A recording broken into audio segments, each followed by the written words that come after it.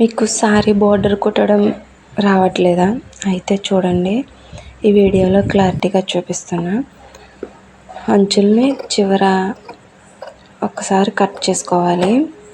స్ట్రైట్గా కట్ చేసుకుని దానికి చివర్ల దారం పోగుంటుంది, దాన్ని లాగాలన్నమాట. పట్టుకొని స్ట్రైట్గా అలా వేలు పెట్టి లాగితే స్ట్రైట్గా వస్తుందండి. అలా ఆనవాళ్ళు కూడా ఉంటుంది, దాన్ని బట్టి మనం కట్ చేసుకోవాలి. చూపిస్తున్నాను కదా, ఈ విధంగా కట్ చేసుకోండి. మళ్ళీ కట్ చేసుకున్నాక మళ్ళీ దారం పోగుని లాగండి. ఒకసారి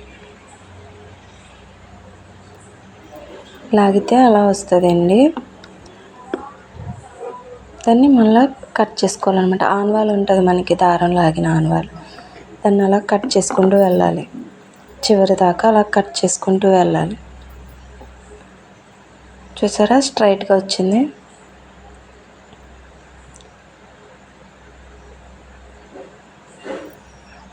అలా చివరి దాకా కట్ చేసుకోవాలన్నమాట. ఇప్పుడు 2 సార్లు ఫోల్డ్ చేసుకోవాలన్నమాట, స్టిచ్చింగ్ చేయడానికి. అంచు నేను చూపించినట్టు స్టిచ్ చేయాలి.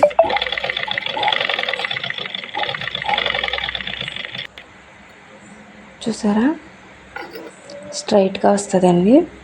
అలా దారం పోగుని లాగితే ఐకోసులు రాకుండా ఈజీగా స్టిచ్ చేసుకోవచ్చు అన్నమాట.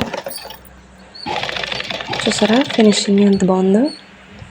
మీరు కూడా నేను చూపించిన విధంగా స్టిచ్ చేయండి.